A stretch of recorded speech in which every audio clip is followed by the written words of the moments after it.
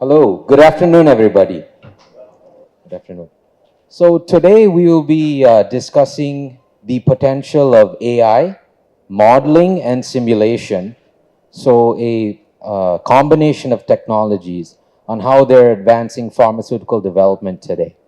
Just as a background, I'd like to speak a couple of minutes about our organization. So we are in silico minds. We provide in silico modeling and simulation solutions, as well as AI ML based products and solutions to the pharmaceutical industry today. We have engaged with many regulatory agencies globally. So the FDA, EMA, in Australia, TGI, and many other. And we work across all types of products, so oral, non-oral, be it generics or new chemical entities. We can also apply these technologies to APIs and medical devices, biosimilars and biologics as well. And our team has a combined experience of 20 plus years of applying computational modeling and simulation and now AI. And we've also submitted over 20 plus dossier submissions to the regulatory bodies to get acceptance or bio waivers or waivers on our pharmaceutical development products that we're working on. So AI has become a buzzword where we as an industry, particularly here in India, need to take a step back and understand what does this all mean in the context of technology today and what can be applied to pharmaceutical development. So as you can see here from this slide, quantitative medicine, which is the FDA is pushing this term, especially with the recent establishment of the Quantitative Medicine Center of Excellence, where quantitative medicine uses quantitative approaches. So this is data, using pharmacokinetic and pharmacodynamic data to justify the safety and efficacy of a drug. If you can see the big circle here, in silico.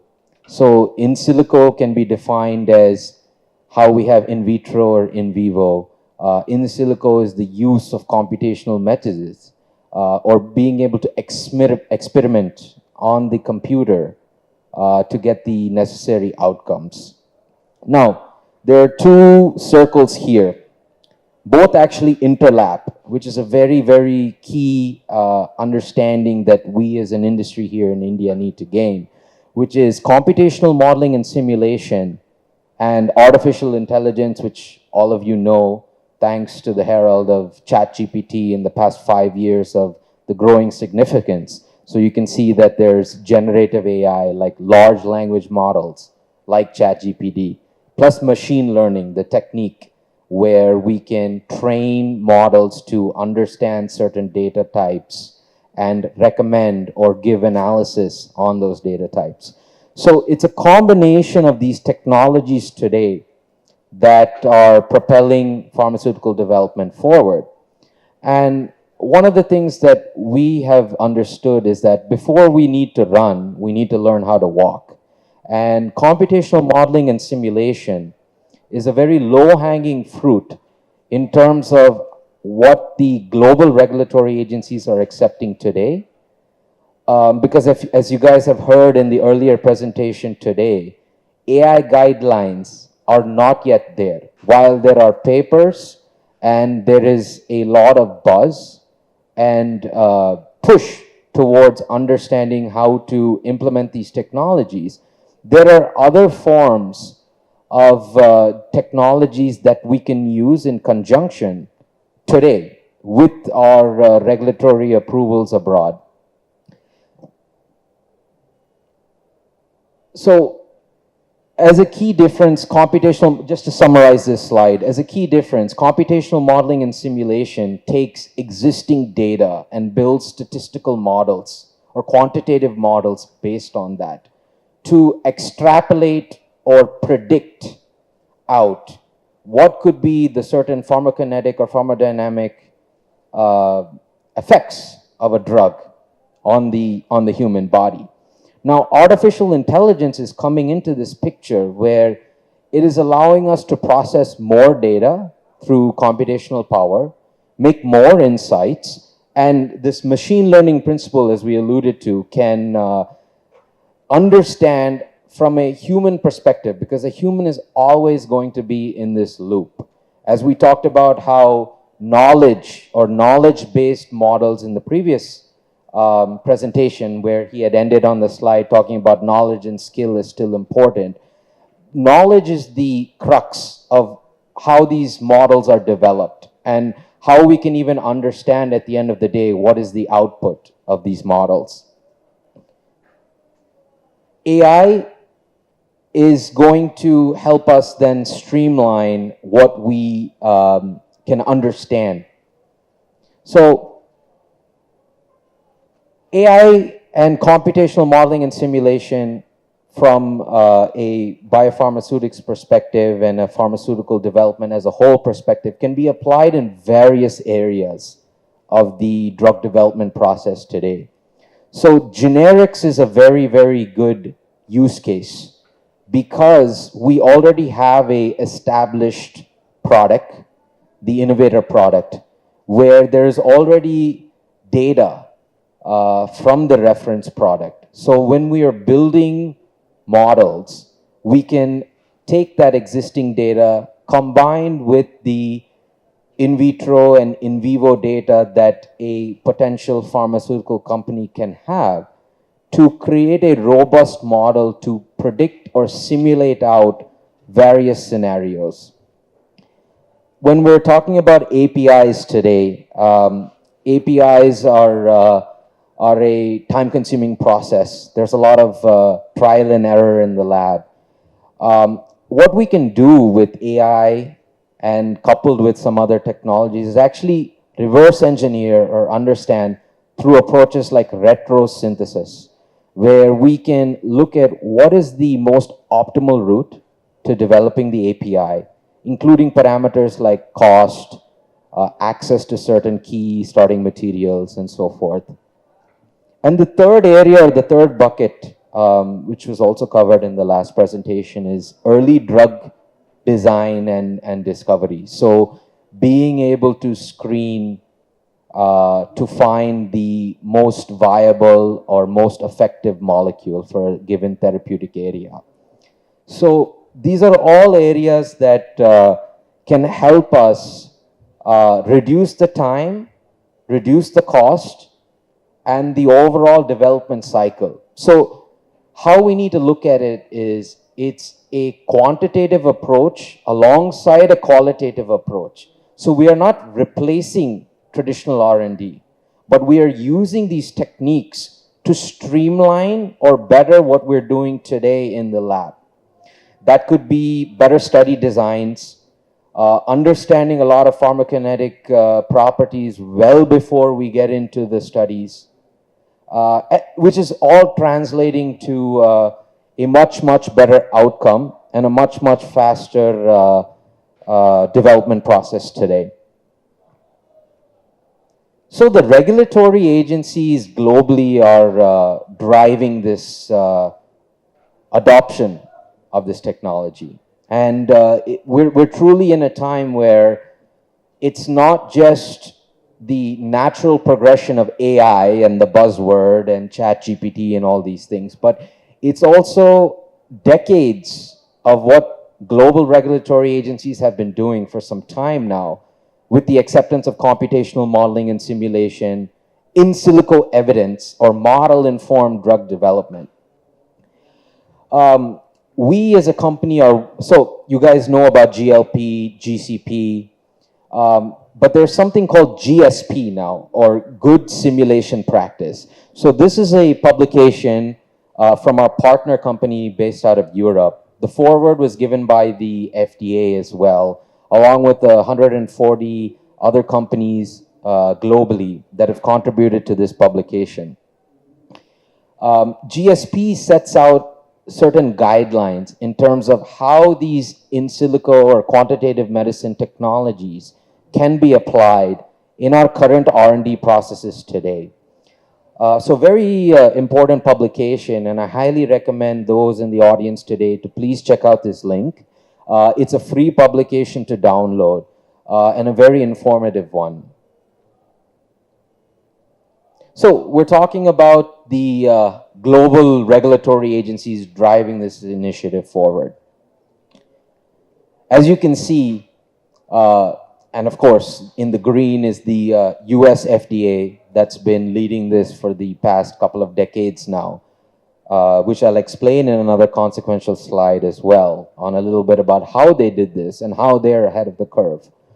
But we also have Asian countries as well, like China, Japan, South Korea, many of the regulated markets that our pharmaceutical companies here in India are launching their products in, from Australia to even LATAM markets like the Brazilian agency Anvisa, all have some sort of guidelines, actual guidelines. So not where we are with AI, but with computational modeling and simulation, where they can accept, understand, and interpret in silico provided evidence from a computational modeling simulation point and help them to approve the drug based on the data that is generated.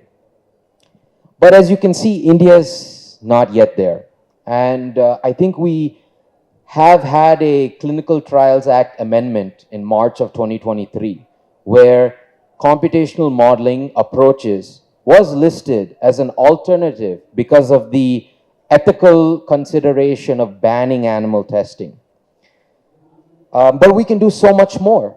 And I think that we as a country, one of the largest pharmacies of the world, where we're providing generics to global markets, can help our own Indian population by implementing in silico rules or regulations where we can get our own fast approvals from the CDSCO in terms of accepting this type of data alongside the qualitative data for regulatory compliance.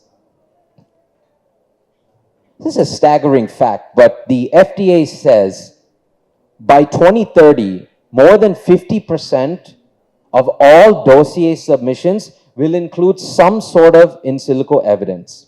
And they've been planning this for a while.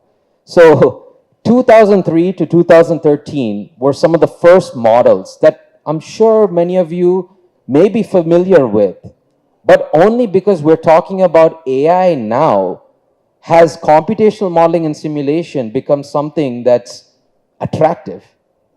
So first models of bioequivalence, so PBPK or PopPK models, were entertained in 2003 to 2013. In 2013, the FDA also started looking into fit-for-purpose models as well as disease models. So these are complex models that can understand disease progression. They can create virtual patients with a specific disease. And we're able to simulate out how the drug can affect not just in healthy volunteers, but in disease populations as well. And there are very, very big milestones. So if you see in 2018 and 2023, there are two programs started by the FDA. The 2018 one is the MIDD program, or Model Informed Drug Development Program.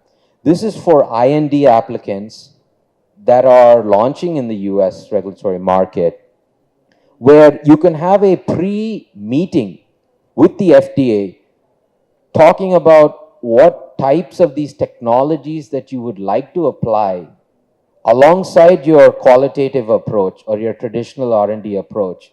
And the FDA will grant you a meeting to assess, approve, and help support your development program from these technologies' point of view. Even better, 2023, the MIE program started, which is the Model Informed Evidence Program, which Dr. Pranav will be talking a little bit more in detail about, as that's very relevant to most of us here in the audience that are primarily focused on generic drug development. The MIE program similarly is catered towards AND applicants, where again, you can have a preemptive meeting or discussion with the FDA saying, I would like to apply certain modeling and simulation, computational modeling and simulation approaches, and almost get a pre-approval to de-risk your program to go ahead with that. And in 2024, very recently, so about 4 to 5 months ago, CEDAR established the Quantitative Medicine Center of Excellence. So FDA has gone full in, double down on these approaches. And I truly believe that computational modeling and simulation combined with AI will transform the way India develops their drugs, gets more drugs not only within our own market, but to regulatory markets globally. So we talked about quantitative methods or quantitative medicine or in silico colloquially. These methods that are listed here in this slide gives us a flavor of what types of models are entertained from a regulatory perspective. So you can see here the first three bubbles, the IVIVC, POP-PK, and PBPK models, as mentioned, have been around for a couple of decades now. These are models, statistical models, that can take a combination of the reference drug data, in-house, in vitro, and in vivo data to build a statistical model on that that can predict out the pharmacokinetics and pharmacodynamics of the drug. When we're looking at population PK models, we can also understand from a specific population, be it a geriatric or a pediatric or a healthy or a diseased population, how these statistical models can work across various different parameters and different variables. So AI/ML is also listed, and this is a slide directly taken from the FDA. What we need to understand is that, yes, AI is a buzzword. AI is driving a lot of technological innovation, but it's a combination of AI and computational modeling and simulation that is going to create a holistic digital transformation or technological initiative in your pharmaceutical organization today. So that's why in the red, AI/ML is just one component of what can be applied today. So thank you, and I'd like to hand it over to Dr. Pranav from our organization. So he's going to get a little bit more technical about how these technologies work, as well as what is acceptable from the regulatory agencies. So thank you very much. Thanks a lot.